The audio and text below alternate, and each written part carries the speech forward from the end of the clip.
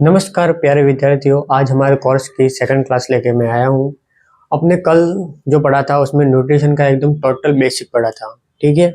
जिसमें हमने पढ़ा था कि पशु शरीर का संगठन, जिसमें हमने पढ़ा था कि पानी और शुष्क पदार्थ का अनुपात, तो जिसमें 60 से 70% भाग रहता है पानी और 30 से 35% भाग रहता है शुष्क पदार्थ, जिसमें लगभग 2:1 में रहता है पानी और शुष्क पदार्थ। उसके बाद हमने पढ़ा था कि पशु शरीर में रक्त की मात्रा, यानी पशु शरीर की रक्त की मात्रा रहती है शरीर के वजन का 8% और उसमें प्लाज्मा रहता है 5%। और उसके बाद हमने पढ़ा था कि खनिज पशु शरीर में रहते हैं 3%, जिसमें से 1.33% तो रहता है कैल्शियम और 0.74% भाग रहता है फास्फोरस का, यानी कि कैल्शियम और फास्फोरस का अनुपात 2:1 के रूप में उसमें रहते हैं। उसके बाद हमने पढ़ा था कि वसा रहित पशु शरीर, जिसमें से मतलब पशु का शरीर है जिसमें से वसा को निकाल दिया जाए, उसमें से पानी अनुपात, प्रोटीन अनुपात, खनिज, यानी कि पानी, प्रोटीन और खनिज का अनुपात कितना रहता है, उसमें से हमने पढ़ा था कि 19:5:1, ठीक है। उसके बाद अपन ने पढ़ा था कि टोटल फीड स्टफ, यानी कि एनिमल फीड स्टफ, जिसने कि अपने टोटल जानवरों को क्या क्या खिलाते हैं, उसमें मुख्य रूप से आ गया तो एक तो चारा आ गया, उसके बाद आ गया दाना और चारा, उसका अनुपात रहता है, चारा का अनुपात 2 रहता है और दाने का अनुपात 1 रहता है, यानी कि 2:1। और फीड एडिटिव, यानी कि जो अपने अल्प मात्रा में जो कुछ भी मतलब मिनरल्स वगैरह खिलाते हैं या फिर उसको खिलाते हैं कि कैल्शियम वगैरह, ये सब अपने अलग रूप से देते हैं, उनको कहते हैं फीड एडिटिव, जो अल्प मात्रा में दिए जाते हैं। बाकी मुख्य करके जो भोजन चारा और दाना ही रहता है। उसके बाद हमने देखा था कि चारे और दाने में अंतर, ठीक है। तो उसमें मतलब फर्स्ट पॉइंट ही हमने पढ़ा था क्रूड फाइबर, ये आप देख लीजिए एक बार, क्रूड फाइबर यानी कि सीएफ यानी कि ये एक प्रकार का कार्बोहाइड्रेट ही है, ये कार्बोहाइड्रेट ही है एक प्रकार का, ठीक है। ये एक प्रकार का कार्बोहाइड्रेट ही है, पर ऐसा कार्बोहाइड्रेट है जो कि पचता नहीं है शरीर में, यानी कि सीएफ यानी क्रूड फाइबर, जिसमें रहते हैं अपने सेलुलोज, हेमिसेल्यूलोज,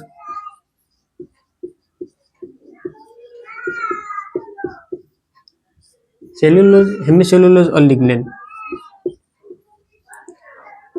ये ऐसे प्रकार के कार्बोहाइड्रेट जो कि अपने शरीर में पचते नहीं है, अपने शरीर कह लो या फिर जानवर के शरीर कह लो, जानवर के शरीर ठीक रहेगा, उनमें मतलब पचते नहीं है। ये ऐसे कार्बोहाइड्रेट रहते हैं जिनको बोलते हैं क्रूड फाइबर, ठीक है। और इसमें मतलब पशु शरीर में चारे में क्रूड फाइबर 18% से ज्यादा होता है, यानी कि चारा अपने शरीर में रुकता नहीं है, यानी कि जानवर के शरीर में चारा रुकता नहीं है, वो मतलब आया गया ऐसा रहता है। दाना जो शरीर में रुकता है, जो आप एक बात ध्यान में रखें, जितना अपने शरीर में रुकेगा उतना ही वो पचेगा। चारा ज्यादा रुकता नहीं है, जिससे वो उतना पचेगा नहीं, दाना ज्यादा पचेगा क्योंकि वो शरीर में ज्यादा रुकता है, ठीक है। तो क्रूड फाइबर, यानी कि पशु शरीर में चारे का क्रूड फाइबर रहता है 18% से ज्यादा और दाने का रहता है 18% से कम, वो चाहे कितना भी कम हो सकता है। उसके बाद हमने देखा था टीडीएन, यानी कि टोटल डाइजेस्टिबल न्यूट्रिएंट, यानी कि जितना कुल पाचक पोषक तत्व, यानी कि जो पचने योग्य वसा, पचने योग्य कार्बोहाइड्रेट और पचने योग्य प्रोटीन, ये तीनों को मिलाकर बोलते हैं हम टीडीएन। जिसमें पशु शरीर में चारे का टीडीएन रहता है वो 60% से कम रहता है और दाने का 60% से ज्यादा रहता है, और पाचकता रहती है चारे में कम रहती है, दाने में ज्यादा रहती है। घनत्व रहता है चारे का कम रहता है, दाने का ज्यादा रहता है। और एक और पढ़ा था हमने कि चारे का मुख्य कार्य यह है जो पेट भरना है, और दाने का मुख्य कार्य है पोषक तत्व की आपूर्ति करना, ठीक है। उसके बाद हमने पढ़ा था कि चारे का क्लासिफिकेशन, चारे का वर्गीकरण। चारे के वर्गीकरण में हमने 2 प्रकार से पढ़ा था कि चारा 2 प्रकार का होता है, एक तो सूखा और एक गीला। सूखे चारे में हमने पढ़ा था भूसा, कड़बी और हे। भूसा जो अपने नॉर्मल थ्रेशिंग किया हुआ रहता है, गेहूं की थ्रेशिंग कर दी, उसके बाद जो बचा हुआ भाग यानी कि बाय प्रोडक्ट निकलता है उसको भूसा कहते हैं।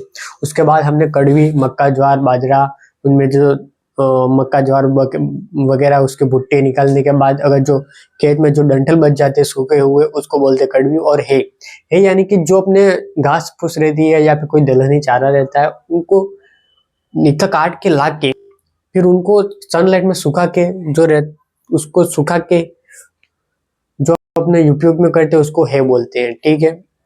उसके बाद अपन ले लेते गीला चारा में आएगा अपने नॉर्मली जो गीली घास होती है, चारागाह होता है, पेड़ की गीली पत्तियां होती है, साइलेज, ये सब आ गया उसमें गीले चारे में। ठीक है, उसके बाद अपने पढ़ा था कि टीडीएन सॉरी उसके बाद अपने पढ़ा था डीसीपी इसको बोलते हैं डाइजेस्टिबल क्रूड प्रोटीन, यानी कि एक प्रोटीन का ही भाग है, इसको प्रोटीन का ही भाग है।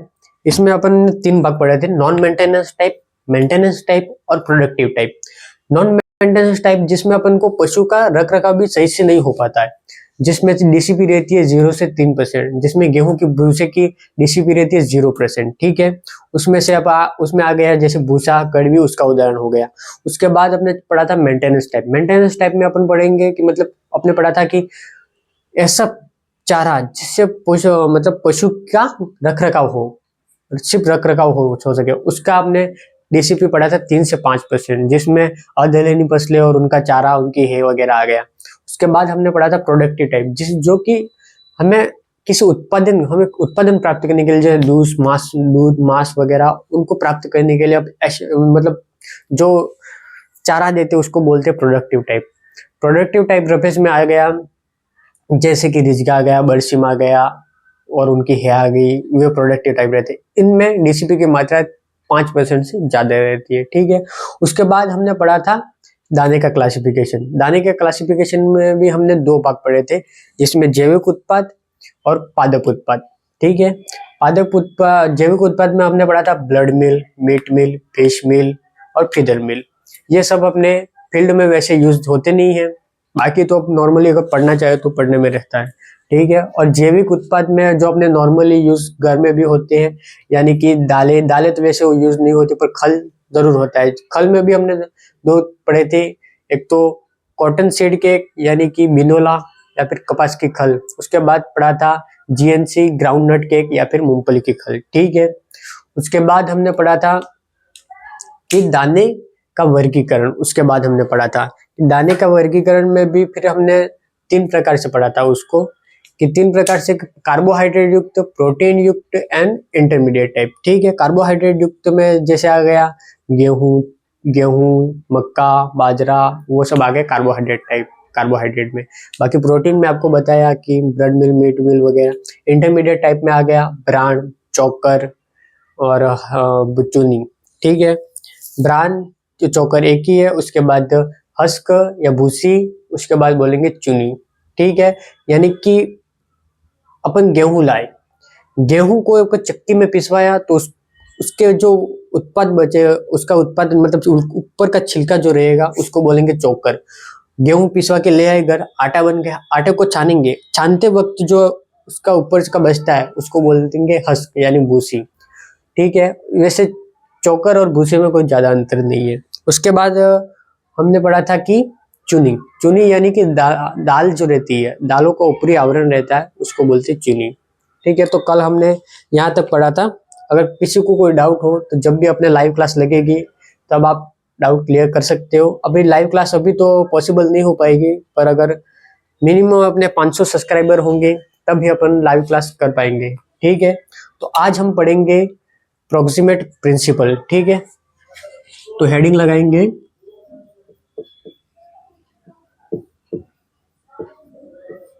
Proximate principal.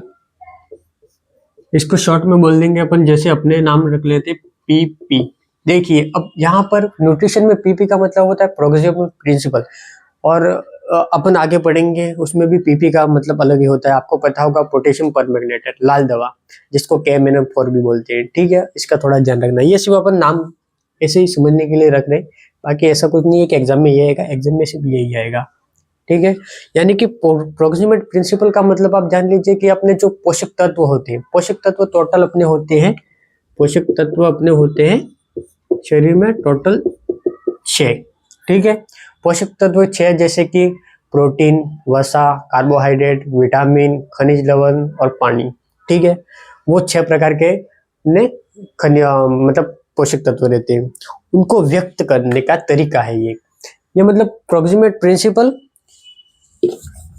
पोषक तत्वों को व्यक्त करने का सिर्फ एक तरीका है, ये खुद एक पोषक तत्व नहीं है, ये सिर्फ उनको पोषक तत्वों को व्यक्त करने का तरीका है। हम अब इसकी परिभाषा लिख देंगे, प्रोक्सिमेट प्रिंसिपल की परिभाषा देखिए। देखिए प्रोक्सिमेट प्रिंसिपल की परिभाषा मतलब ये मतलब लिखेंगे कि ये, या फिर ऐसे लिखेंगे कि प्रोक्सिमेट प्रिंसिपल, लिख के देता हूं,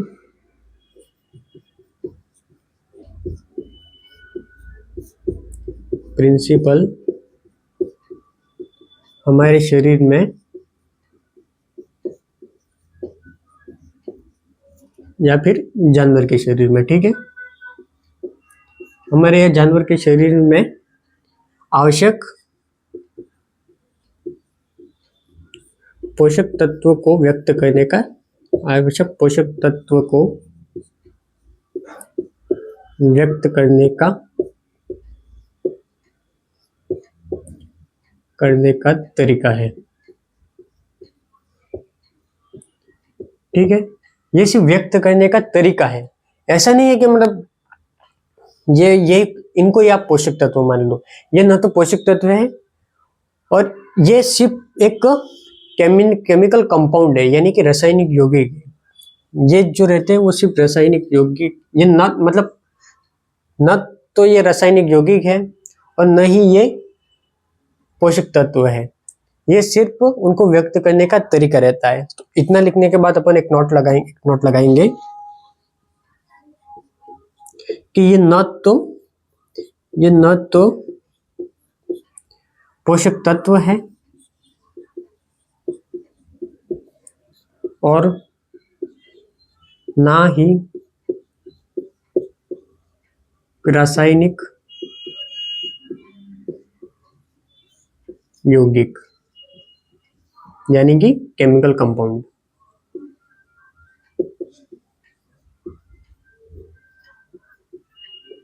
ठीक है। ये सिर्फ आवश्यक पोषक तत्व जो है उनको व्यक्त करने का तरीका है। अब देखेंगे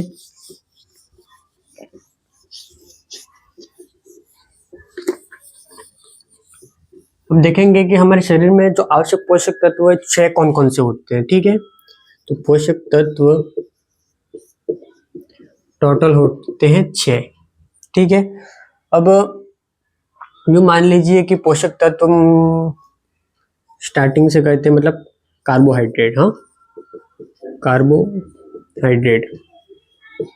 कार्बोहाइड्रेट को हम CHO भी लिख सकते हैं, CHO मतलब ये सिर्फ समझने के लिए, ठीक है। एग्जाम में ऐसा नहीं आएगा कि CHO, एग्जाम में कार्बोहाइड्रेट आएगा। CHO मतलब कार्बन, हाइड्रोजन और ऑक्सीजन, जिसमें ये मतलब कार्बन, हाइड्रोजन, ऑक्सीजन तीनों से मिलकर बने होते हैं, इसको कार्बोहाइड्रेट बोलते हैं। इसको अब आगे से अपन CHO लिखेंगे, ठीक है। सेकंड है प्रोटीन, वसा, विटामिन, खनिज और पानी, ठीक है। यानी कि हमारे शरीर में 6 पोषक तत्व रहते हैं, कार्बोहाइड्रेट, प्रोटीन, वसा, विटामिन, खनिज और पानी, ठीक है। प्रोक्सिमेट प्रिंसिपल ऐसा रहता है कि ये जैसे कि ये मान लीजिए अपन कार्बोहाइड्रेट को सीधा हम कार्बोहाइड्रेट नहीं बोलेंगे, उनका अलग नाम देंगे प्रोक्सिमेट प्रिंसिपल, जिसमें अपन कार्बोहाइड्रेट ही एक ऐसा है जिसके 2 प्रोक्सिमेट प्रिंसिपल है, यानी कि CF यानी क्रूड फाइबर जो आपने आगे पढ़ाई है, और NFE यानी कि नाइट्रोजन फ्री एक्सट्रैक्ट, ठीक है।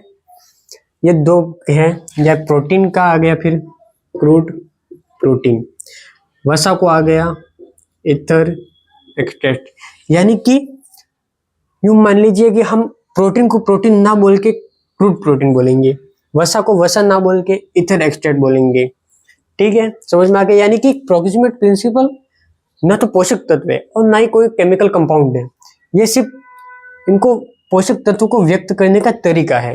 यानी कि हम वसा को वसा ना बोल के ईथर एक्सट्रैक्ट बोलेंगे। कार्बोहाइड्रेट को दो भागों में मतलब कहेंगे, जो पचने योग्य कार्बोहाइड्रेट है उनको बोलेंगे NFE, नाइट्रोजन फ्री एक्सट्रैक्ट, और अपचित है जैसे कि सेलुलोज, हेमीसेलुलोज, लिग्निन, उनको CF बोलेंगे, ठीक है, यानी क्रूड फाइबर। अब आगे हम पढ़ेंगे प्रोक्सिमेट प्रिंसिपल, ठीक है। अब प्रोक्सिमेट प्रिंसिपल की संख्या भी अपने 6 ही है, ठीक है। 5 पोषक तत्व और 6 ही पोषक तत्व और 6 ही प्रोक्सिमेट प्रिंसिपल है, तो इनकी संख्या भी 6 ही है। 6 प्रकार के होते हैं। अपन फर्स्ट में जैसे लिखेंगे कि प्रोटीन का लिखेंगे, एक मिनट, यहाँ पर लिख देते हम प्रोक्सिमेट प्रिंसिपल और यहाँ पर लिख देंगे पोषक तत्व का नाम, ठीक है, इसलिए आपको कोई कंफ्यूजन नहीं होगा। फर्स्ट लेंगे अपना प्रोटीन, ठीक है। प्रोटीन प्रोटीन के लिए रहेगा CP यानी कि क्रूड प्रोटीन, ठीक है। क्रूड प्रोटीन, ठीक है। क्रूड प्रोटीन, इसको मतलब प्रोटीन ना बोल के क्रूड प्रोटीन बोलेंगे। आगे से हम शॉर्ट टर्म लिखेंगे CP, TDN, DCP, ये सब अपन शॉर्ट में लिखेंगे। इसको आप शॉर्ट में ही याद करेंगे। याद तो क्या करेंगे बट ध्यान में रखेंगे, बाकी एग्जाम में तो फुल आएगा, फुल फॉर्म में आएगा, बाकी शॉर्ट में भी आ सकता है एग्जाम में, ठीक है। सेकंड है वसा। वसा रखा रहेगा ईथर एक्सट्रैक्ट, ईथर एक्सट्रैक्ट,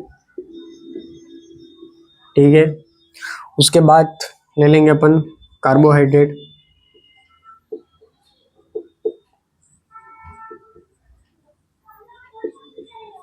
देखिए कार्बोहाइड्रेट की सिर्फ 2 प्रोक्सिमेट प्रिंसिपल, ठीक है। उसमें से एक आ गया CF और एक आ गया NFE। CF तो आपको पता ही होगा, क्रूड फाइबर, यानी कि ऐसे कार्बोहाइड्रेट जो अपने शरीर में पचते नहीं है, जैसे कि सेलुलोज, हेमीसेलुलोज और लिग्निन, ठीक है। इसको बोलेंगे क्रूड फाइबर। ये आ गया नाइट्रोजन,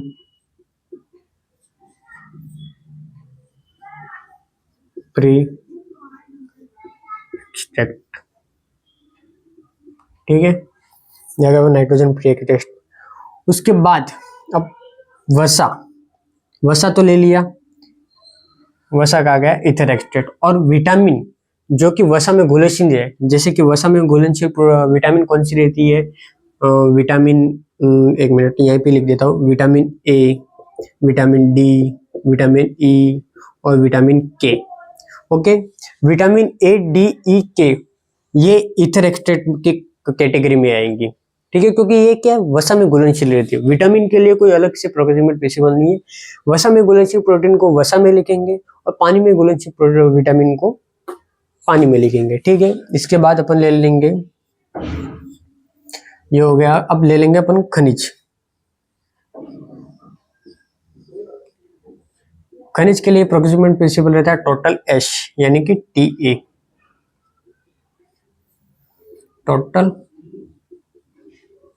H, ओके। उसके बाद ले लेते पानी। पानी का पानी रहेगा नॉर्मल, पानी का कोई नाम नहीं है, पानी सिर्फ पानी में रहेगा, ठीक है।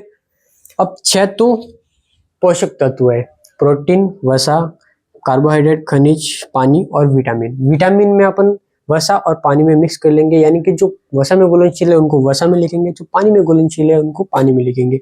ADEK यानी कि ये वसा में घुलनशील है उनको वसा में लिखा, बाकी जो विटामिन है उनको पानी में लिखेंगे, जैसे B, C वगैरह जो बचे उनको लेंगे पानी में, ठीक है। और 6 प्रकार के ही पोषक तत्व, 6 प्रकार के ही प्रोक्सिमेट के प्रिंसिपल है, यानी कि 1, 2, 3, 4, 5 और 6, ठीक है। इसके बाद अपन पढ़ेंगे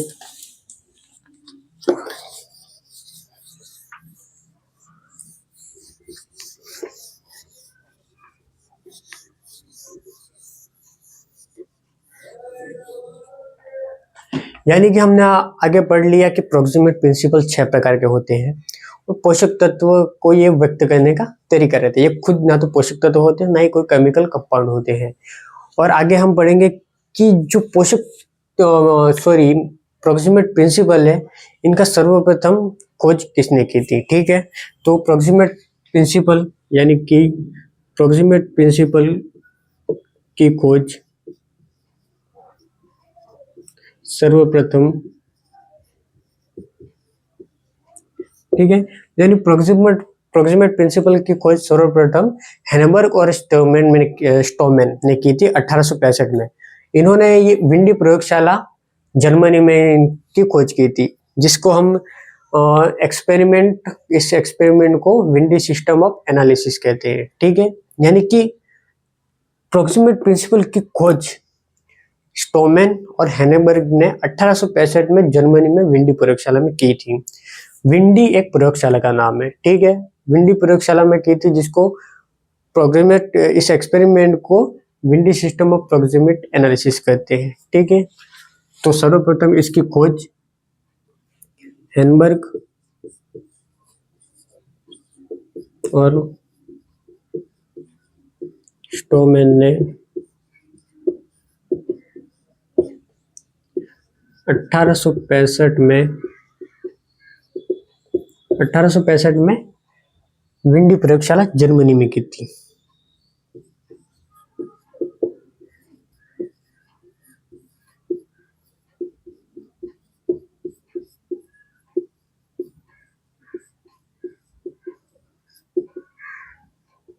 ठीक है, विंडी प्रयोगशाला जर्मनी में की थी, जिसको इस एक्सपेरिमेंट को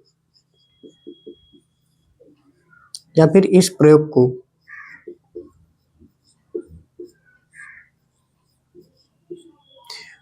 इस प्रयोग को windy system of proximate analysis कहते हैं।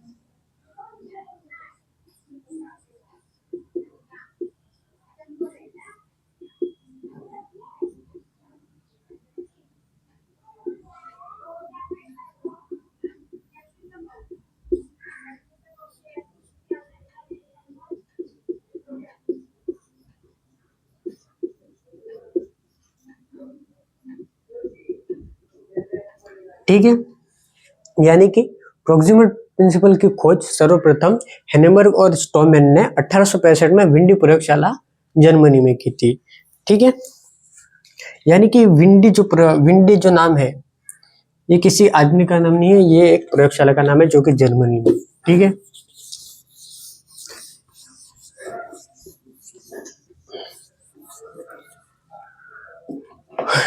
उसके बाद अपन पढ़ेंगे कि प्रोक्सिमेट प्रिंसिपल अलग अलग तरीके से उसको मापने की विधियां, मतलब उसमें क्या क्या आता है, कौन कौन से उसमें तत्व आते हैं, कौन कौन किस किस तत्व के कौन कौन सी प्रोक्सिमेट प्रिंसिपल है, ये सब अपन देखेंगे। तो इधर ले लिख देंगे अपन।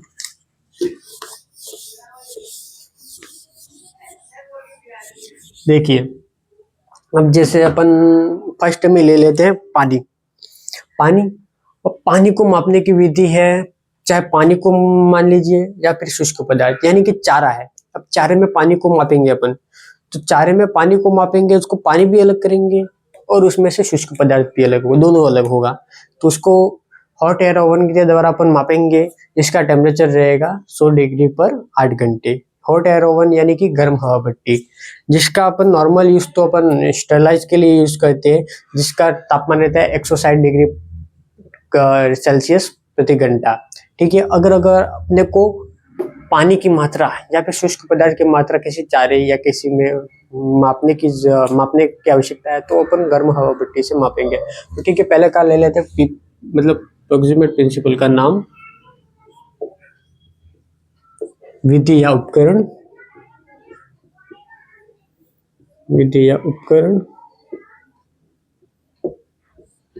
या उनके बारे में जो भी अपने को जानना होगा। ठीक है, यानी कि टिप्पणी कर लेते उसका।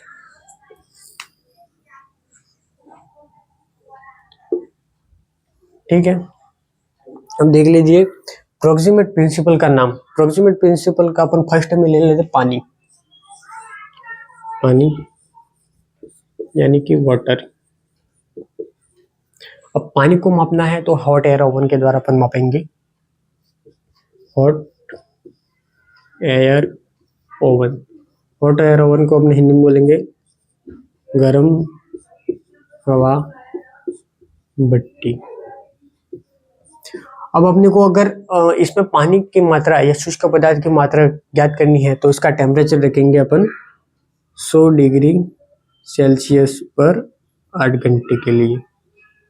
ठीक है, 100 डिग्री सेल्सियस 8 घंटे के लिए लेते हैं। बाकी इसका नॉर्मल यूज जो होता है वो स्टरलाइज के लिए होता है। स्टरलाइज अपन आगे फार्मा में पढ़ेंगे और सर्जरी में भी पढ़ेंगे, यानी कि इसका जो मेनली यूज रहता है वो स्टरलाइजर यानी कि निसंक्रमण के रूप में किया जाता है। ठीक है, मतलब औजारों के निसंक्रमण के लिए वगैरह वगैरह उसका उपयोग होता है। उसका टेम्परेचर रहता है 160 डिग्री सेल्सियस पर 1 घंटे के लिए। ठीक है, यानी कि अगर अपने को शुष्क पदार्थ ज्ञात करना है, शुष्क पदार्थ या पानी, तो 100 डिग्री सेल्सियस प्रति 8 घंटे के लिए रहता है। और अगर अपने को इसका नॉर्मल जो देखना है, नॉर्मल इसका टेम्परेचर रहता है स्टरलाइजर के लिए तो 160 डिग्री सेल्सियस प्रति 1 घंटा। अगर एग्जाम में पूछ लिया कि पानी के रूप में, यानी कि पानी को ज्ञात करने के रूप में हॉट एयर ओवन का उपयोग करना है तो 100 डिग्री सेल्सियस करेंगे प्रति 8 घंटे। अगर कुछ नहीं पूछा, नॉर्मल इसका टेम्परेचर पूछ लिया, यानी कि गर्म हवा भट्टी या हॉट एयर ओवन का सामान्य तापमान बताइए, तो अपन ये लिखेंगे 160 डिग्री सेल्सियस प्रति घंटे के लिए। ठीक है, अब हम देखेंगे कि इसका उपयोग किस किस रूप में होता है। ठीक है, यानी कि पानी का, अपने गर्म हवा भट्टी का उपयोग अपन पानी के रूप में किस किस के रूप में कर सकते हैं, यानी कि भोजन में नमी की मात्रा निकालने के रूप में एक तो, फिर प्लस उसमें गीला चारा की नमी, साइलेज की नमी वगैरह निकालेंगे। अब बताएंगे आपको कि गीला चारा, यानी कि ऐसे लिख लीजिए कि भोजन में नमी की मात्रा, भोजन में नमी की मात्रा ज्ञात करने के लिए।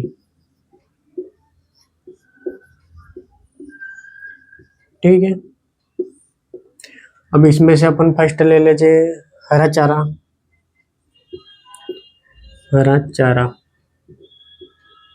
उसके बाद अपन ले लेंगे कि हरा चारा आ गया, उसके बाद अपन ले लेंगे साइलेज। साइलेज, ठीक है, हरे चारे का मतलब नमी की मात्रा रहती है 80%, साइलेज की नमी की मात्रा रहती है 60 से 70%। ठीक है, यानी कि हरे चारे में अगर अपन हॉट एयर ओवन से गुजारेंगे तो उसमें नमी की मात्रा बचेगी 80% और साइलेज में बचेगी 60 से 70% भाग। ठीक है, उसके बाद अपन ले लेंगे हेलेज।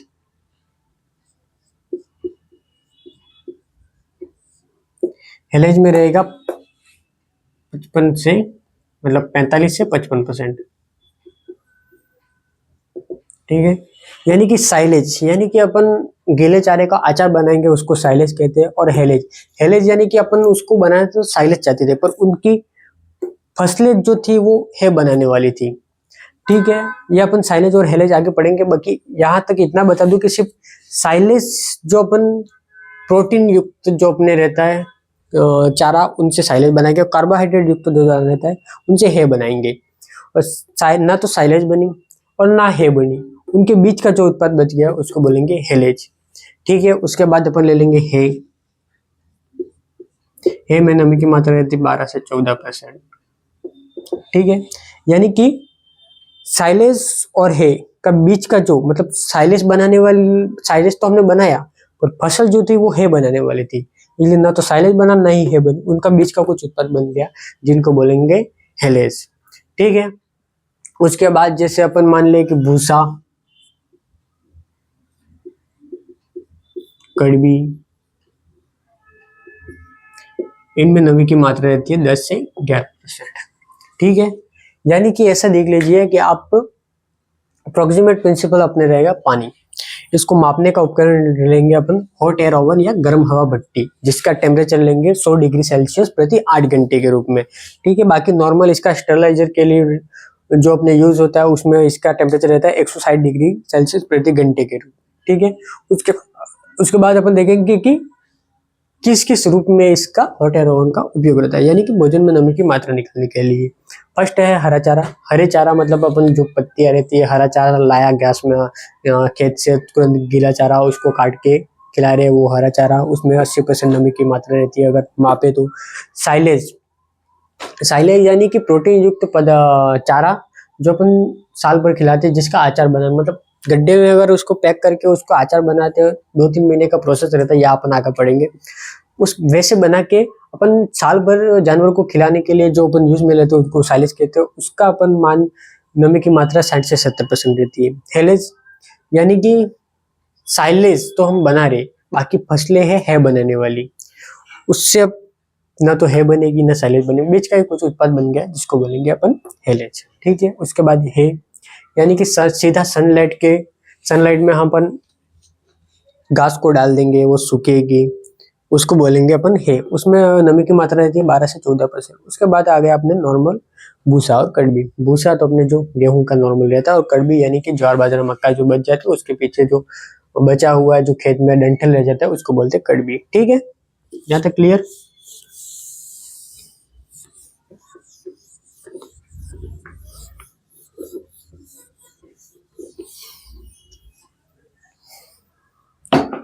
ठीक है, यहाँ तक अपने वसा का तो सॉरी पानी का तो हो गया।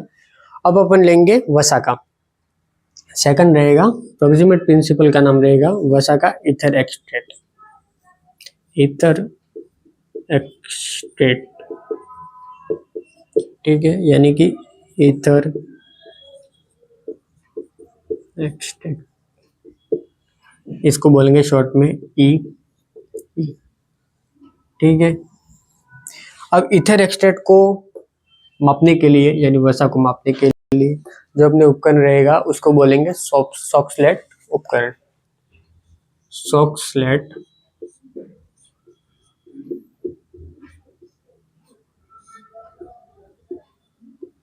उपकरण, ठीक है, यानी कि अपन ईथर एक्सट्रैक्ट यानी वसा को मापने के लिए जिस विधि या जिस उपकरण का यूज लेंगे उसको बोलेंगे सॉक्सलेट उपकरण।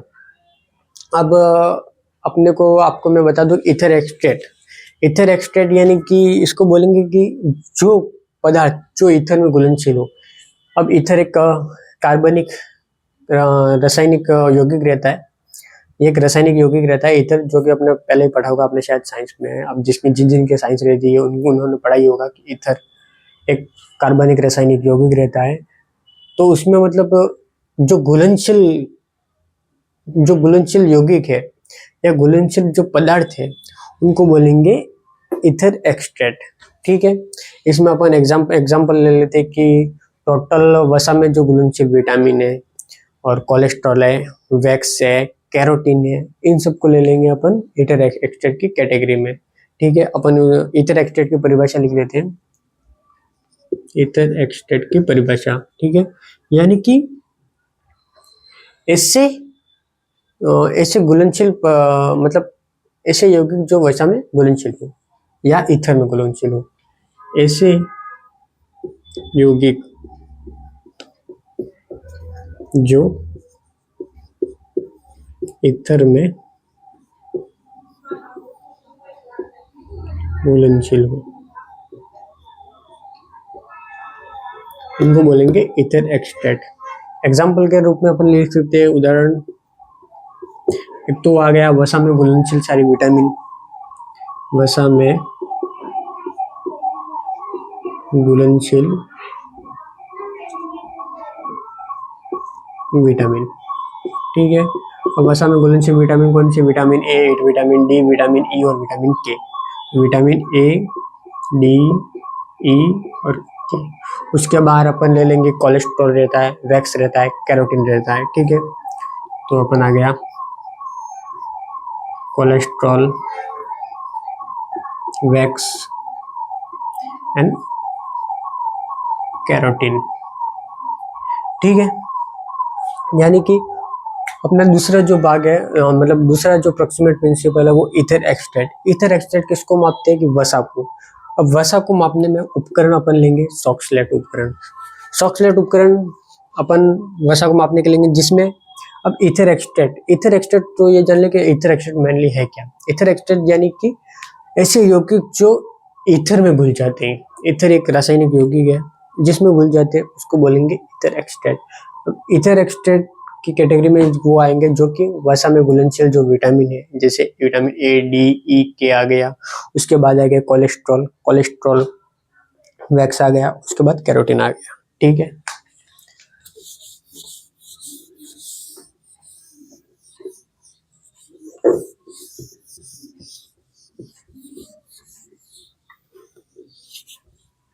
उसके बाद अपन लेंगे तीसरा टोटल एश यानी कि राख। ठीक है,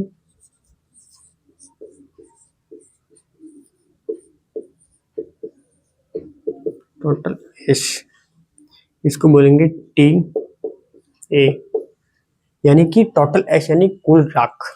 ठीक है, अब कुल राख इसको मापने के लिए उपकरण लेंगे अपन मफल फर्नेस या मफल भट्टी। ठीक है, मफल भट्टी, मफल भट्टी का टेम्परेचर अपन लेंगे 600 डिग्री सेंटीग्रेड प्रति घंटा, प्रति 1 घंटे के हिसाब से। ठीक है, यानी कि मान लीजिए कि कोई पदार्थ है, उसको अपन मफल भट्टी में 600 डिग्री तक सेंटीग्रेड तक अपन उसको जलाएंगे या फिर गर्म करेंगे तब तक कि वो राख नहीं बन जाए। उसके बाद राख बन गया तो राख तो फिर अलग हो जाएगी और उससे खनिज अलग हो जाएंगे। तो उसको मतलब राख को मापने के लिए या फिर खनिज को मापने के लिए मफल फर्नेस या मफल भट्टी का उपयोग करते हैं, जिसका टेम्परेचर रहता है 600 डिग्री सेंटीग्रेड प्रति घंटे के हिसाब से। ठीक है, अब जो मफल भट्टी है उसका उपयोग मुख्यतः खनिज को निकालने के लिए अपन इसका यूज करते हैं। तो मफल भट्टी का यूज इसको तो मेनली मुख्यतः खनिज, अब खनिज में आ गया कैल्शियम, फास्फोरस, मैग्नीशियम, सल्फर वगैरह आ गया। कैल्शियम, फास्फोरस, मैग्नीशियम, सल्फर, इनको मतलब इनके निकालने के लिए अपन इनका यूज करेंगे मफल भट्टी का। ठीक है, अब आप मान लीजिए कि ये जो राख है इसकी कभी भी पाचकता नहीं निकाली जा सकती, क्योंकि पाचकता निकालने के लिए अपने को क्या रहता है कि लगभग पूरा प्रोसेस रहता है उसमें कि लगातार अपन किसी चीज की अपने को पाचकता निकालनी है। तो पाचकता निकाल लेंगे तो रेगुलर उसको वही चीज खिलाएंगे रेगुलर। मान लीजिए 15 दिन तक अपने को रिजके की पाचकता निकालनी है। ठीक है, तो उसको लगातार मान लीजिए 7 दिन तक रिजका खिलाएंगे रेगुलर। 7 दिन तक उसको रिजका खिलाया तो अब उसके शरीर में कुछ नहीं बचा रिजका के अलावा, टोटल अब रिजका ही आ गया। उसके बाद उसकी पाचकता निकालेंगे। ठीक है, और अब ऐसे ही राख की पाचकता निकालेंगे तो अपन गाय भैंस को क्या खिलाएंगे, राख ही खिलाएंगे, राख ही खिलाएंगे, राख। तो 7 दिन में तो वो वैसे ही निपट लेगी। तो ठीक है, तो इसके लिए अपन लिखेंगे कि कभी भी कुल राख या टोटल एश की पाचकता नहीं निकाली जा सकती। ठीक है, इसमें लिखेंगे कि कुल राख की पाचकता नहीं निकाली जा सकती। ये नोट लगा के ये लिख देंगे,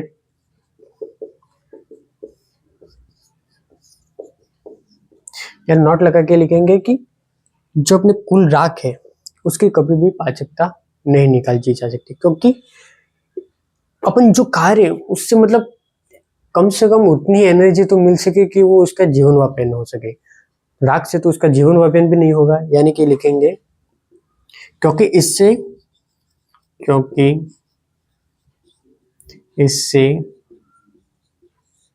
ऊर्जा प्राप्त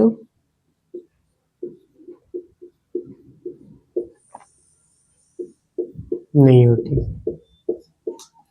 यानी कि नॉर्मली अगर राख ही खिलाएंगे तो उससे हमें ऊर्जा प्राप्त नहीं होती, इसलिए इसकी पाचकता नहीं निकल जाती। अब ऐसा नहीं है कि इसके इसकी पाचकता नहीं निकल जाए, इससे ऊर्जा प्राप्त नहीं होती है इसलिए ये खिलाए नहीं। ऐसा बिल्कुल नहीं है, हमें खनिज भी खिलाने की आवश्यकता है। खनिज के फंक्शन कुछ अलग ही रहते हैं हमारे शरीर में, जैसे कि आयरन रहता है, कैल्शियम रहता है, कैल्शियम फास्फोरेट रहता है, जैसे कि वो शरीर में हड्डियों का मजबूती कैल्शियम रहता है, मैग्नीशियम वगैरह जो रहते हैं। ठीक है, उसके बाद अपन ने पढ़ लिया टोटल एस्ट, उसके बाद अपन लेंगे चौथा क्रूड प्रोटीन। ठीक है, क्रूड प्रोटीन के लिए अपन ने क्रूड प्रोटीन यानी प्रोटीन का अप्रोक्सीमेट प्रिंसिपल, इसको बोलेंगे CP। ठीक है, अब CP इसको मापने के लिए अपने पास दो विधियां हैं, एक तो जेल्डाल और एक डुमास मेटल। अब जेल्डाल विधि है एक तो जेल्डाल विधि और एक आ गया डुमास विधि या डुमास मेथड। ठीक है, डुमास। ठीक है, अप्रोक्सीमेट प्रिंसिपल में अपने प्रोटीन को मापने के लिए दो विधियां हैं, जेल्डाल विधि और डुमास विधि यानी डुमास मेथड। ठीक है, अब यूं मान लीजिए कि प्रोटीन है, प्रोटीन क्रूड प्रोटीन दो चीजों से मिलकर बनी होती है, एक तो रहता है उसमें ट्रू प्रोटीन और एक रहता है NPN। NPN यानी कि ऐसे पदार्थ जो कि प्रोटीन नहीं है फिर भी वो प्रोटीन की तरह काम करते हैं। ठीक है, यानी जिसको बोलते हैं नॉन प्रोटीन नाइट्रोजन। ठीक है, यानी कि मान लीजिए ये क्रूड प्रोटीन है, क्रूड प्रोटीन दो चीजों से बनकर होता है, एक तो true protein, true protein true protein यानी कि वाकई में प्रोटीन है ये, यानी कि अपन जैसे कि पनीर है, सोयाबीन है, ये वाकर में प्रोटीन ही है जिसको बोलेंगे ट्रू प्रोटीन। और अपन NPN यानी कि मान लीजिए कि यूरिया है, यूरिया ये भी एक प्रोटीन तो नहीं है पर ये NPN है यानी नॉन प्रोटीन नाइट्रोजन, यानी कि ये प्रोटीन तो नहीं है पर इसका कार्य प्रोटीन जैसा ही है, पर ये सिर्फ रूमिनेंट्स में होता है। यानी कि रूमिनेंट में या तो आप पनीर खिलाओ या यूरिया खिलाओ, दोनों का सेम ही है। तो ठीक है, तो इसमें अपन मान लेंगे NPN यानी कि नॉन प्रोटीन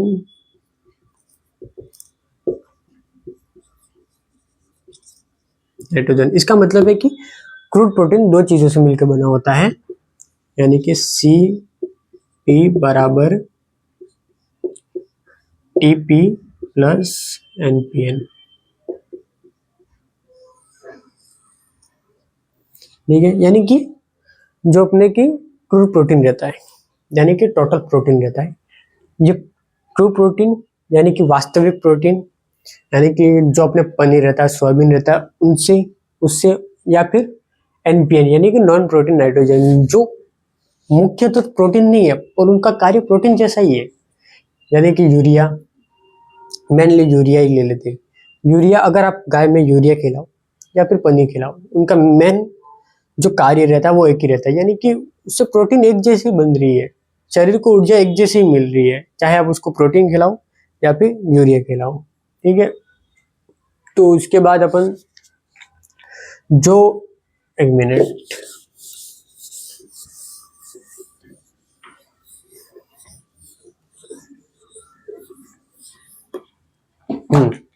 तो अपने जो क्रूड प्रोटीन रहती है वो भोजन में नाइट्रोजन की मात्रा इंटू 6.25 से उसको गुना करते हैं, यानी कि भोजन में अगर नाइट्रोजन की मात्रा अपने को दी हुई है और अपने को क्रूड प्रोटीन ज्ञात करना है तो उसका गुणा करेंगे 6.25 से, यानी कि आप ये मान लीजिए कि ये क्रूड प्रोटीन है, अपने को क्रूड प्रोटीन ज्ञात करने का है। ठीक है, जिसमें से अपने को भोजन में नाइट्रोजन की मात्रा दी हुई है, भोजन में नाइट्रोजन की मात्रा, तो भोजन में नाइट्रोजन की मात्रा तो अपने को दे रखी है और अपने को क्रूड प्रोटीन ज्ञात करना है, तो अपन 6.25 से इसका गुना कर देंगे। ये वैल्यू आप पूछेंगे कहाँ से आई, तो ठीक है मैं बता देता हूँ आपको, चाहे आप प्रोटीन के रूप में सोयाबीन खिलाओ, पनीर खिलाओ, यूरिया खिलाओ, चाहे प्रोटीन के रूप में कुछ भी खिलाओ।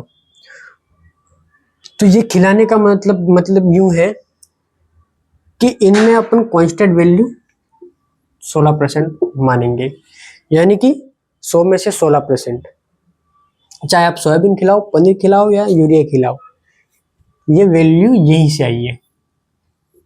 अगर अपने को भोजन में नाइट्रोजन की मात्रा दी रखी है और अपने को क्रू प्रोटीन ज्ञात करना है, तो ये 16% से अपन गुणा कर देंगे। अब 16% से गुणा करेंगे तो सीधा उसमें रहेगा कि 100/16, यानी कि 6.25। तो ये वैल्यू यहीं से आई है कि अपने को ये मान के रखना है कि चाहे कोई भी प्रोटीन हो, उसमें वैल्यू सोयाबीन हो या पनीर हो या यूरिया हो, उसकी वैल्यू 16% ही रहेगी।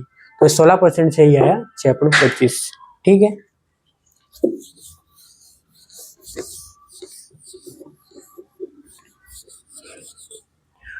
उसके बाद अपन देखेंगे कि ट्रू प्रोटीन निकालने के लिए अपन एक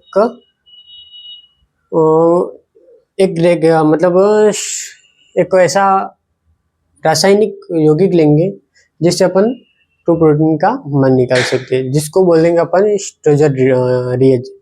स्ट्रेजर रिएजेंट मतलब ये मान लीजिए कि अपन लिखेंगे कि भोजन में ट्रू प्रोटीन की मात्रा निकालने के लिए बस स्ट्रेजर रिएजेंट का नाम मिलिए, यानी कि भोजन में ट्रू प्रोटीन निकालने के लिए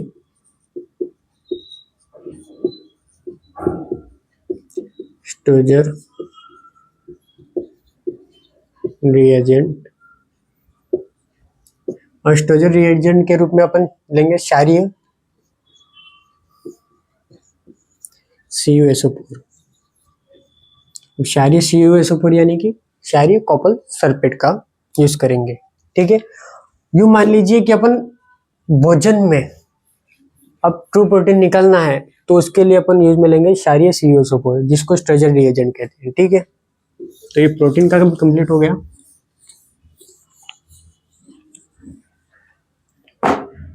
ठीक है।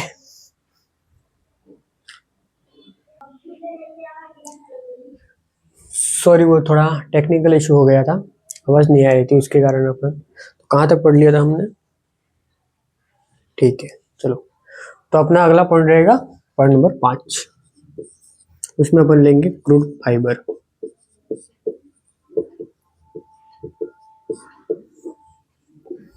क्रूड फाइबर यानी कि ये कार्बोहाइड्रेट का ही प्रोसेसमेंट प्रिंसिपल है, जिसको बोलेंगे अपन CF। अब क्रूड फाइबर, इसको अपन मापने के लिए जो उपकरण लेंगे उसका नाम है रिप्लेक्सिंग अपरेटस। ठीक है, रिप्लेक्सिंग अपरेटस। ठीक है, यानी कि क्रूड फाइबर को अपन मापने के लिए जो उपकरण लेंगे उसका नाम है रिप्लेक्सिंग अपरेटस।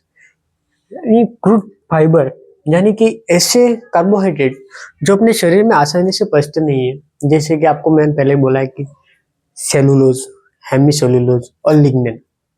यानी कि ऐसे कार्बोहाइड्रेट जो अपने शरीर में आसानी से पचते नहीं है, उनको बोलेंगे क्रूड फाइबर। तो इसकी परिभाषा अपन लिख देते हैं कि ऐसे कार्बोहाइड्रेट जो अपने शरीर में, जो अपने या जानवर शरीर में, जो जानवर शरीर में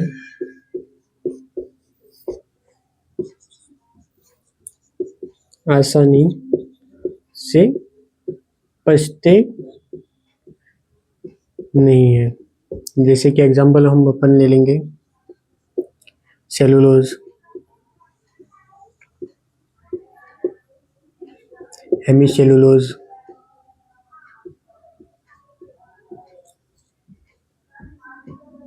और लिग्निन।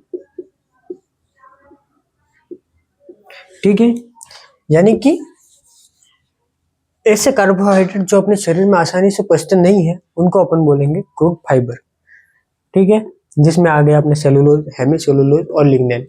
और एक बात ध्यान रख लीजिएगा आप, लिग्निन जो रहता है वो एक ट्रू कार्बोहाइड्रेट नहीं है, क्योंकि उसमें लगभग 1 से 5% उसमें नाइट्रोजन पाई जाती है। यानी कि एक नोट लिख के लेंगे अपन कि लिग्निन जो है, लिग्निन एक ट्रू कार्बोहाइड्रेट नहीं है, ठीक है, ट्रू CHO यानी कि कार्बोहाइड्रेट नहीं है, क्योंकि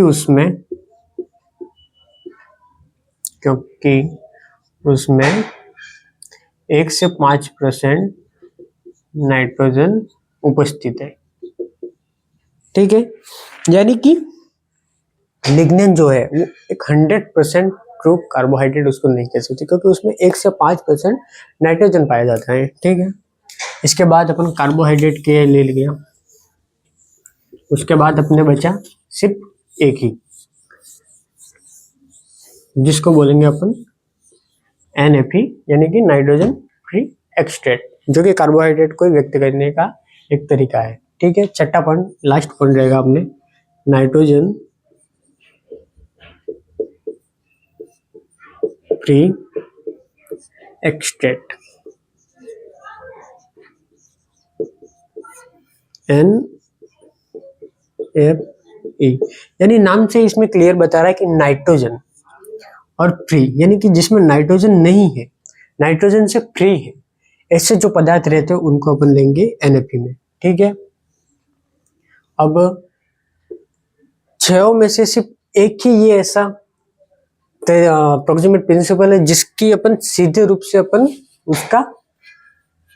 उसको ज्ञात नहीं कर सकते सीधे रूप से, इसको अपन ज्ञात करेंगे बाय कैलकुलेशन। यानी कि एक मिनट आपको बताता हूं, इसको ज्ञात करने का तरीका है बाय कैलकुलेशन, ठीक है। बाय कैलकुलेशन का मतलब है कि अपन ये इसको 6 को अपन को ज्ञात करना है, यानी कि NFE को ज्ञात करना है। तो NFE को ज्ञात करने के लिए अपने फर्स्ट, सेकंड, थर्ड, फोर्थ और 5 यानी कि पांचों जो अपने इससे पहले अपने जो 5 अप्रोक्सीमेट प्रिंसिपल पढ़े, उन पांचों का अपने को ऐड करना है। पांचों को ऐड करने के बाद ये अपन इसको ज्ञात कर पाएंगे। यानी कि आप मान लीजिए कि पहला था अपने को पानी, ईथर एक्सट्रैक्ट, बस प्रोटीन, खनिज और क्रूड फाइबर, इन पांचों को ऐड करेंगे। उसके बाद पांचों को ऐड करेंगे, उसके बाद अपन 100 में से इसको निकालेंगे। यानी कि मान लीजिए कि आपने इन पांचों को तो ऐड करना, अपने को इन पांचों को ऐड करने के बाद ही अपने को इसका मान आएगा, ठीक है। तो अगर किसी एक में भी अगर गलती हो गई, मान लीजिए कि पहले का मान है अपने 10, इसका 15, इसका 25, इसका 30, इसका 55, यानी कि ये मान लीजिए 5 वैल्यू है। इस 5 वैल्यू में अगर एक भी अपने को गलती हुई, मतलब ये जो अपन ले लिया 10, इसकी एक्चुअल वैल्यू थी 12 और अपने ले ली 10, तो इसमें पूरे कैलकुलेशन में इसमें गड़बड़ होगी, क्योंकि एक में अगर हुआ तो इसका मान भी पूरा गलत आएगा, ठीक है। यानी कि इसका बाय कैलकुलेशन, यानी कि पांचों अप्रोक्सीमेट प्रिंसिपल को मिला के इसका मान ज्ञात करेंगे, ठीक है। अब इसमें कौन कौन से आएंगे? Nitrogen free extract. Nitrogen free extract में ऐसे आएंगे क्योंकि ऐसे कार्बोहाइड्रेट जो अपने शरीर में आसानी से पच जाते हैं, अब नहीं पचते तो उनको क्रूड फाइबर बोलते हैं, अगर जो पच जाते हैं उनको बोलेंगे नाइट्रोजन फ्री एक्सट्रैक्ट, ठीक है। यानी कि इसकी परिभाषा अपन लिख देंगे, परिभाषा NFE की, ठीक है। तो ऐसे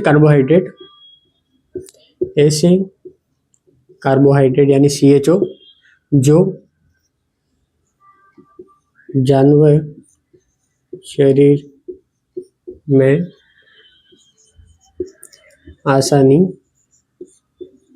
से पच जाते हैं, यानी कि ऐसे कार्बोहाइड्रेट जो जानवर शरीर में आसानी से पच जाते हैं उनको बोलेंगे नाइट्रोजन फ्री एक्सट्रैक्ट यानी कि NFE, ठीक है। और जो नहीं पचेंगे उनको बोलेंगे क्रूड फाइबर।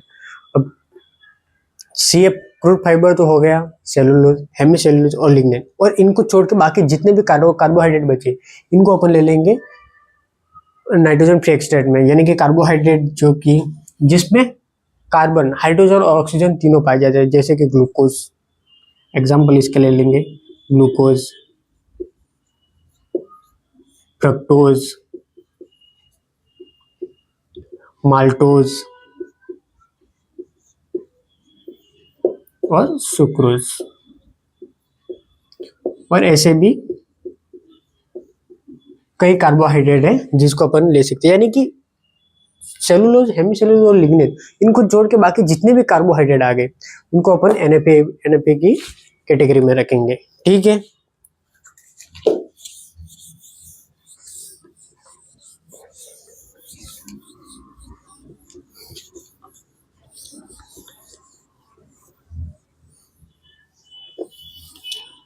ठीक है, यहाँ तक तो आपने पढ़ लिया कि 6 के 6 प्रोक्सिमल प्रिंसिपल और 6 के 6 पोषक तत्व, यहाँ तक तो आपने पढ़ लिया। अब आप बोलोगे कि इसमें अगर कैलकुलेशन होगा तो कैलकुलेशन कैसे करेंगे, तो मैं इसमें ये भी बता लेता हूँ कि इसमें कैलकुलेशन कैसे करेंगे, यानी कि एनएपी की वैल्यू कैसे निकालेंगे। तो एनएपी की वैल्यू निकालने के लिए अपने को 100 में से माइनस करने का है, यानी कि जिसका जितना टोटल होगा उसको 100 में से माइनस कर देना है। यानी कि 100 में से माइनस करेंगे, 100 में से माइनस करेंगे। फर्स्ट जो अपने लिया पानी, उसके बाद आ गया अपने ईथर एक्सट्रैक्ट, उसके बाद आ गया अपने को प्रोटीन, क्रूड प्रोटीन, उसके बाद आप आ गया क्रूड फाइबर, उसके बाद आ गया एनएपी। ठीक है, 1 2 3 4 5, ये पांचों आ गए। अगर छठे की वैल्यू निकलनी है तो 100 में से इन पांचों को माइनस करना पड़ेगा, तो छठे की वैल्यू अपने आप आ जाएगी। ठीक है, अब बोलेंगे कि शुष्क पदार्थ पर आधारित, यानी कि शुष्क पदार्थ जिसमें से पानी ऑलरेडी निकल दिया हो गया हो, यानी कि ये तो पानी सही थे, अगर पानी ऑलरेडी निकल दिया गया हो। सेकंड, ये फर्स्ट है, ये सेकंड। एनएपी की वैल्यू ज्ञात करनी है अपने को शुष्क पदार्थ पर आधारित। शुष्क पदार्थ पर आधारित यानी कि जिसमें पानी पहले से निकल दिया गया हो, यानी कि शुष्क पदार्थ पर आधारित। अब शुष्क पदार्थ यानी कि पानी, इसमें से ये 5 तो हैं, अगर इसमें से पानी को निकल दिया गया तो इन 4 की वैल्यू आएगी। 100 में से सिर्फ इन 4 की वैल्यू को अपने को कैलकुलेशन करना पड़ेगा। ठीक है, तो शुष्क पदार्थ पर आधारित तो 100 में से माइनस तो करेंगे, और पानी तो पहले ही माइनस हो गया क्योंकि शुष्क पदार्थ बोला है। शुष्क पदार्थ यानी कि जिसमें पानी को ऑलरेडी निकल दिया गया। ठीक है, पानी को ऑलरेडी निकल दिया गया तो पानी तो हटा लेंगे, फिर आ जाएगा ether extract plus crude protein plus crude fibre plus nitrogen pre extract.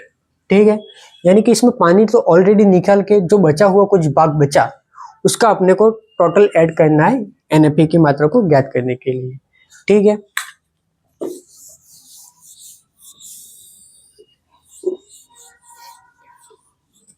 अब आगे अपन पढ़ेंगे कि इसको मतलब जो एनएपी है उसको मापने के लिए अपने पास कोई भी उपकरण नहीं है। इसको अपन एक कैलकुलेशन के लिए अपन मतलब डायरेक्ट उसको माप रहे, जिसके पास अपने पास कोई उपकरण नहीं है उसको अपन डायरेक्ट माप रहे। जैसे कि कैलकुलेशन के हिसाब से तो पहले से निकालिए, आप उन पांचों का मान निकालिए और इसको फिर डायरेक्ट ऐड कर दो, इसलिए अपन इसको बोलेंगे कि इसको अपन डायरेक्ट एनालिसिस या फिर सीधे विश्लेषण के द्वारा इसको निकाला जाता है। ठीक है, तो अगला पॉइंट लिखेंगे हम, एनएपी ऐसा,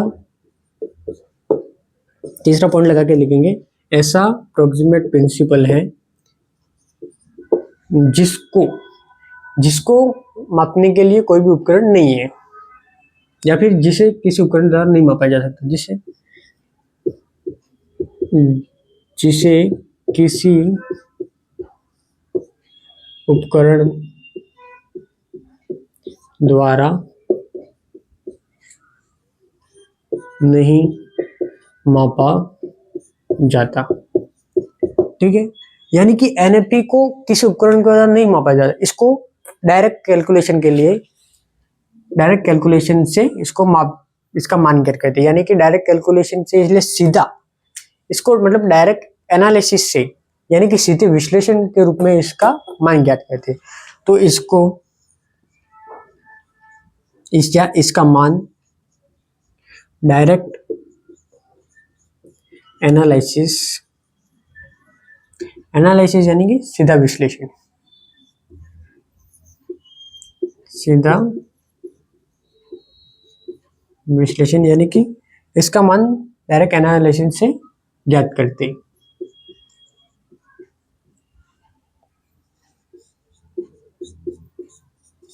अगर आपको एग्जाम में कोई ऐसा पूछ लिया कि ऐसा कौन सा अप्रोक्सीमेट प्रिंसिपल है जिसको अपन किसी उपकरण के द्वारा ज्ञात नहीं करते, तो उसमें आएगा एनएपी, यानी एनएपी को अपन किसी उपकरण के द्वारा ज्ञात नहीं करते, इसको डायरेक्ट एनालिसिस करते हैं या बाय कैलकुलेशन इसको ज्ञात करते हैं।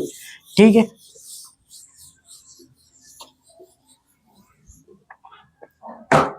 इसके बाद अपन लेंगे कि भोजन को लंबे समय तक अपने को मतलब सुरक्षित रखने का है।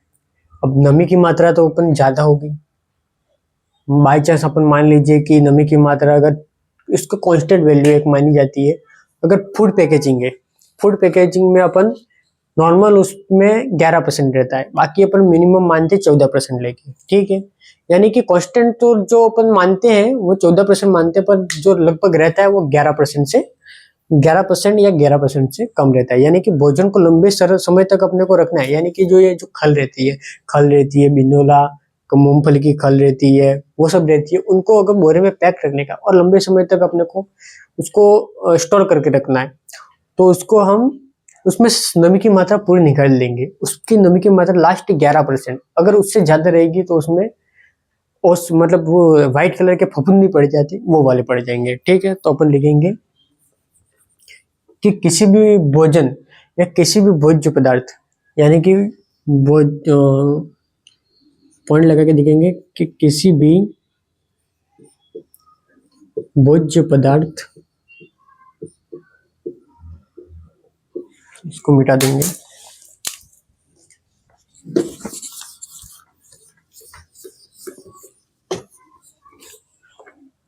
ठीक है, यानी कि पॉइंट लगा के लिखो कि किसी भी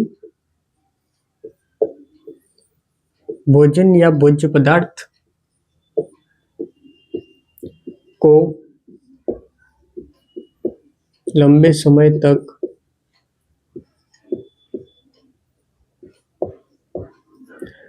सुरक्षित या फिर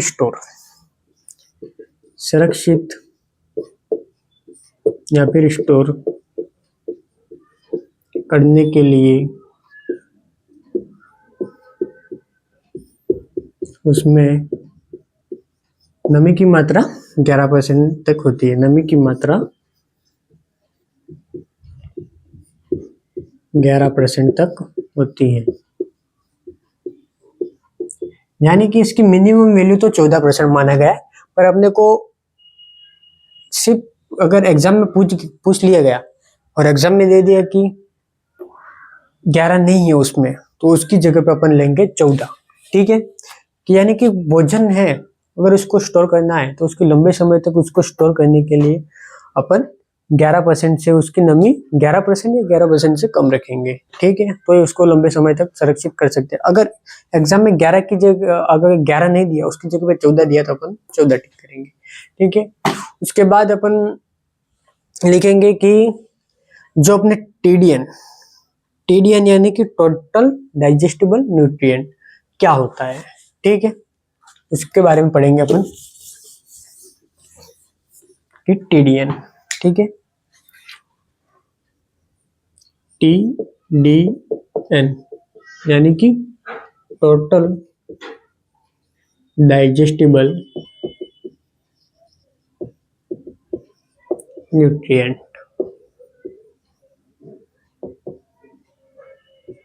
ओके, यानी कि टीडीएन यानी टोटल डाइजेस्टिबल न्यूट्रिएंट, यानी कि कुल पचित पोषक तत्व, ऐसे पोषक तत्व जो अपने शरीर में पचते हैं। जैसे कि इसका फॉर्मूला अपन ले लेंगे टीडीएन का, टीडीएन। अब इसमें आएगा पचने योग्य कार्बोहाइड्रेट, पचने योग्य वसा, पचने योग्य प्रोटीन, ये तीनों इसमें आ जाएंगे। तो पचने योग्य को बोलेंगे पचित कार्बोहाइड्रेट प्लस पचित वसा प्लस पचित प्रोटीन। ठीक है, ये तीनों आ गया। अब TDN यानी कि टोटल डाइजेस्टेबल न्यूट्रिएंट, जो अपने शरीर में पचता है, उसका फॉर्मूला देखेंगे तो पचने योग्य कार्बोहाइड्रेट।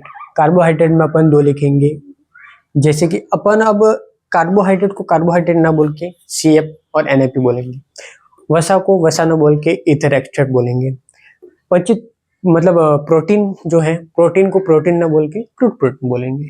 ठीक है, इसी प्रकार अपन ले लेंगे TDN का फॉर्मूला कि TDN। ठीक है, अब TDN का फॉर्मूला ले लिया तो इसके लिए अपन लिखेंगे कार्बोहाइड्रेट। कार्बोहाइड्रेट के लिए अपने पास दो है, यानी कि CF और NAP। ठीक है, नाइट्रोजन फ्री एक्सट्रैक्ट। अब पचने योग्य है यानी कि डाइजेस्टिबल है, तो इसके आगे लगेगा D, इसके आगे भी लगेगा D, यानी कि पचने योग्य क्रूड फाइबर प्लस पचने योग्य नाइट्रोजन फ्री एक्सट्रैक्ट प्लस पचने योग्य प्रोटीन ले लेंगे तो DCP प्लस पचने योग्य वसा यानी कि DEE इंटू 2.25। ये TDN का फॉर्मूला है। ठीक है, TDN यानी कि टोटल डाइजेस्टेबल न्यूट्रिएंट, यानी कि कुल पाचक पोषक तत्व। उसमें आ गया पचने योग्य कार्बोहाइड्रेट, पचने योग्य प्रोटीन और पचने योग्य वसा। ठीक है, अब आप बोलोगे पचने योग्य वसा में 2.25 का गुणा क्यों किया? उसके लिए एक मतलब कॉन्सेप्ट है, जिसमें अपन देख लीजिए कि 1 ग्राम अगर प्रोटीन है, 1 ग्राम कार्बोहाइड्रेट है और 1 ग्राम वसा है। ठीक है, तो 1 ग्राम प्रोटीन से अपने को जो ऊर्जा प्राप्त होती है वो होती है 4 किलो कैलोरी, और 1 ग्राम कार्बोहाइड्रेट से अपने को ऊर्जा प्राप्त होती है 4 किलो कैलोरी, और 1 ग्राम वसा से अपने को ऊर्जा प्राप्त होती है 9 किलो कैलोरी। ठीक है, यानी कि ये जो वैल्यू आई है ये यहीं से आई है, क्योंकि प्रोटीन तो अपने नॉर्मली ले लिया, नॉर्मल है। उसके बाद कार्बोहाइड्रेट को भी नॉर्मल ले लिया। अब इसको नॉर्मल नहीं ले सकते ना, क्योंकि इसको नॉर्मल लेने के लिए इधर भी 4 होना चाहिए था, तो ये जस्ट उसके डबल है, तो इसी से इसकी वैल्यू आई है, यानी कि 9/4 बराबर 2.25। ठीक है, समझ में आ गया कि DCP यानी कि टोटल डाइजेस्टेबल न्यूट्रिएंट है, उसमें आएगा पचित कार्बोहाइड्रेट, पचित प्रोटीन प्लस पचित वसा। ठीक है, तो अपने को इथर एक्सट्रैक्ट को 2.25 से अपने को गुणा करने का है। किस हिसाब से करने का है ये भी आपको समझा दिया है, क्योंकि 1 ग्राम प्रोटीन से 4 किलो कैलोरी ऊर्जा मिलती है, 1 ग्राम कार्बोहाइड्रेट से 4 किलो कैलोरी ऊर्जा मिलती है, और 1 ग्राम वसा से 9 किलो कैलोरी ऊर्जा मिलती है। उसी के हिसाब से इसमें 0.25 का भाग करेंगे। ठीक है, इसमें एक ध्यान रख लीजिए, क्रूड प्रोटीन आपने पढ़ा था डुमस मेथड में, उधर 6.25 आएगा, उधर वैल्यू आएगी 6.25 और इधर वैल्यू आएगी 2.25, उतना ध्यान रखने का। ठीक है,